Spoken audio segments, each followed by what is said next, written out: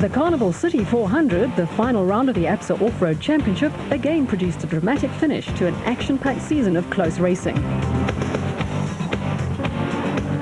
The production vehicle category was won for the third time in the 4-year history of the Carnival City 400 by former champions Neil Woolridge and Ken Scholthammer in the Team Ford Racing Ranger, who stood an outside chance of winning the production vehicle championship if leaders Janelle de Villiers and Francois Jordan in the proudly South African Nissan Hardbody and teammates and reigning champions Hannes Grobler and Richard Leek failed to finish.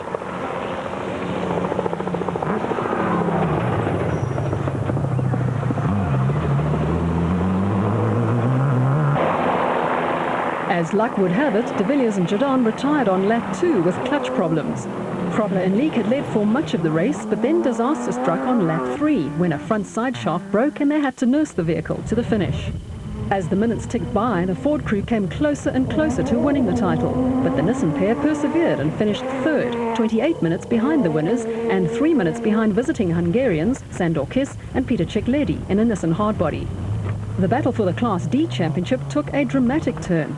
Championship leaders Alfie Cox and Ralph Pitchford had a day fraught with mechanical problems on the Arnold Schatz Cars Nissan Hardbody and had to look on while reigning Class E champions Mark Cronje and Chris Birkin won the class in the Castrol Toyota Hilux 2.7i. The Nissan crew was stranded within sight of the finish with front suspension failure, and the Class D championship appeared to belong to the Toyota crew.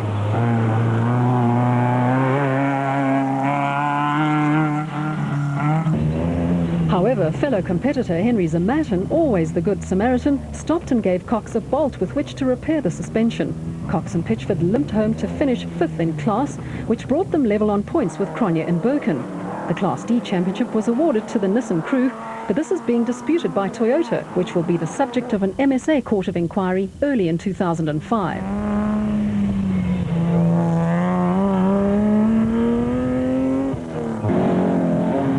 Hein Grobler and Gerard Prinsloo finished second in Class D in the GBS Racing Nissan Hardbody, with Chris Visser and Jappie Badenhorst third in the Tyco Trucks Toyota Hilux 2.7i. Dirk van Rennen Sr. and son Dirk won Class E in the Savannah Ford Ranger and were followed home by Pietermaritzburg-based Bapumzi Rubeluza and Kulilipa Kalisa in the Team Ford Racing Ranger and Gavin Cronje and Robin Houghton in the Castrol Toyota Hilux 2.7i.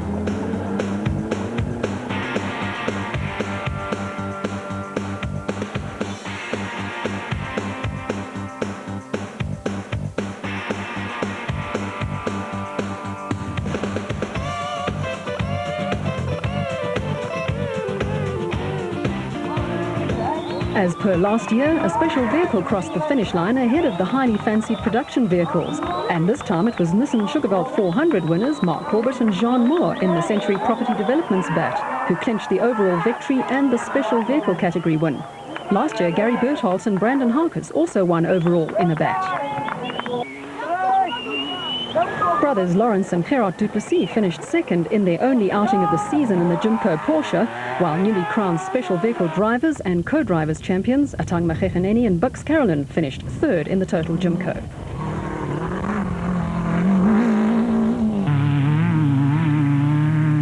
Former Class B champions Marcus Taylor and Mark de Chalane got the better of their rivals to clinch the Class B win and the championship for the second time. Zarco Light designer and constructor Hendrik Ferrier and Louis Ferrier brought their Zarco Light home, second with John Thompson and Clinton McNamara third in their Moorman Zarco Light.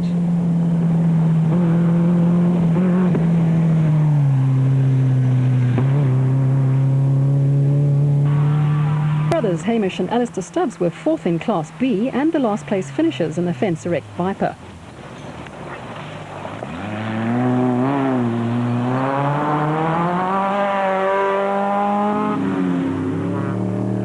Class S winners Zane Noble and Richard Hope were disqualified after a marshal reported that Hope had not worn his helmet when entering a marshal point. However, the Gaborone-based pair had scored enough points during the season to earn them the Class S championship crown.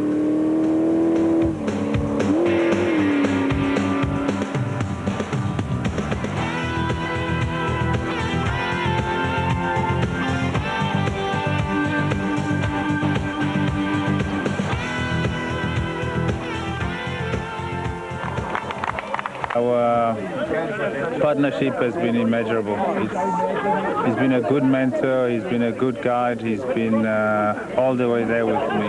He's talked to me every meter of the race, and that is something that every driver in the Class TAs or wherever in the sport need. Without a navigator, chances of doing well or finishing a race in a good position are very, very slim.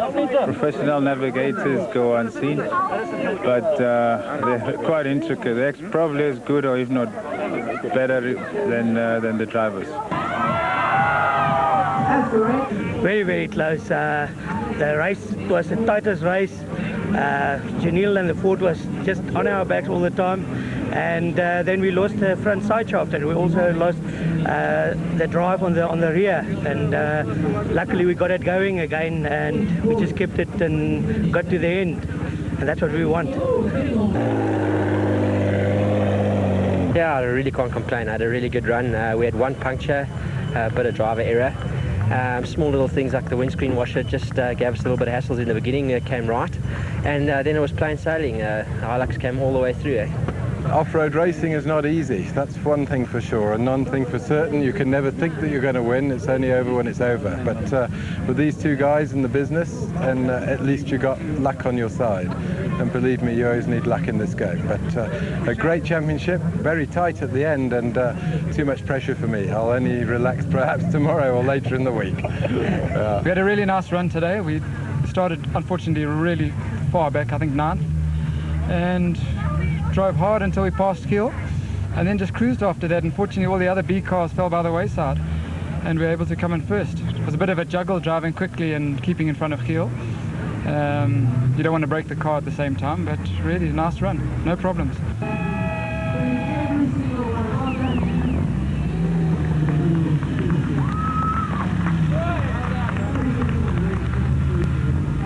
It's been a long road. You don't realize how many kilometers it is until you've done them all.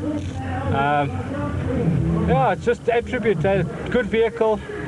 We drove it carefully. We didn't have a huge amount of money to spend, so we drove within a budget.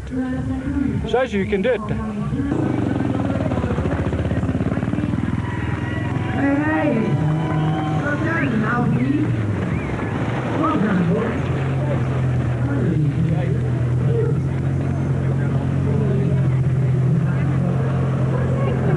We had overheating problems this morning. The electric fan stopped working, and then one of the plug wires jumped off in the water, so we had a misfire for 60 kilometers. Then we came back on the sort of like end of the second lap, but we came in just to check that everything was okay, and just outside here, tire one puncture as well. It's just been a nightmare the whole day.